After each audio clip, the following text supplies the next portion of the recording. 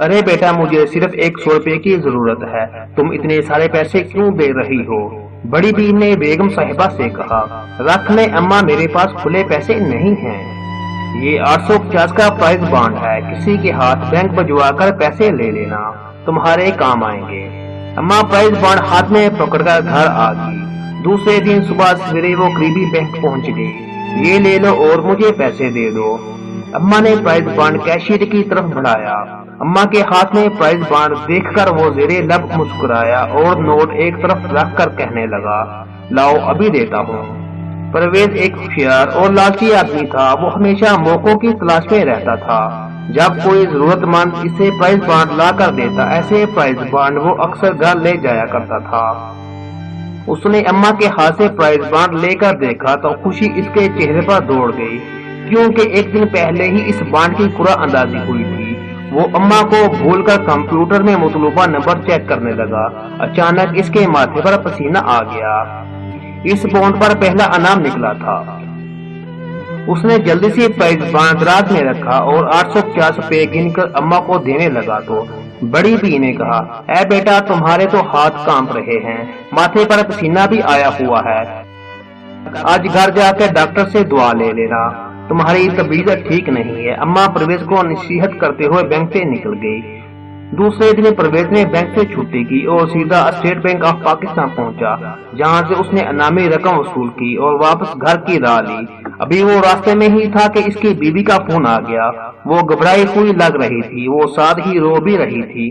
परवेज ने पूछा, बताओ तो क्या बात है, तुम रो क्यों रही हो? इसकी बीवी ने रोते हुए बताया कि इनका बेटा असजद स्कूल नहीं पहुंचा। परवेज जैसे तैसे घर पहुंचा तो देखा कि घर में कहर मचा हुआ था। इसकी बीवी ने रो रो का बुरा हाल कर रखा था। तमाम अजीज रिश्तेदार और मोहल्ले वाले भी इसके घर में जमा थे। असजद को हर जगह तलाश किया गया, मगर वो कहीं ना मिला। इस हालत में शाम होगी। यकायक परवेज के दिमाग में अजीब ख्याल आया। वो रुपयों का थैला अपने सामने रख कर रोने लगा। इसी दौरान बैंक में भी असजद के गुम होने की इत्तला पहुंच चुकी थी। उसके बैंक के साथी भी इसके घर पहुंच गए।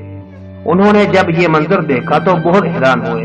पूछने पर परवेज ने बताया, ये मेरे किए की सजा है। मैंने अम्मा से 850 रुपए का इनामी बॉन्ड लेकर धोखे से इनामी रकम हासिल की है। ये सब इसी की वजह से हुआ है। मैं हर सूरत ये रकम अम्मा को वापस करना चाहता हूँ, लेकिन मैं इसको तलाश कहाँ करूँगा? इसका तो कोई पता भी नहीं। ये कहकर वो रोने लगा। इसके साथियों में अशरफ गार्ड करीबी ही खड़ा था। उसने कहा, परवेज भाई, आप परेशान ना हो, वो अम्मा मेरे घर के पास ही रहती है। ये सुनकर परवेज को कुछ इत्मीनान हुआ। वो अशरफ के साथ अम्मा के घर रवाना हो गया।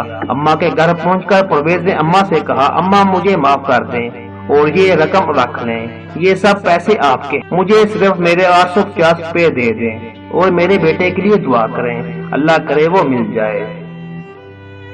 अम्मा ने रकम देखकर कहा, बेटा मैं इतनी बड़ी रकम का क्या करूंगी? लेकिन परवेज ना माना और सारे पैसे अम्मा को देकर आ गया। जब घर आकर देखा तो पुलिस दरवाजे पर खड़ी थी। इंस्पेक्टर ने परवेजी को खुशी की खबर दी कि असजद मिल गया है। इस तरह परवेज को अपने किए की सजा भी मिल गई और तौबा का इनाम भी।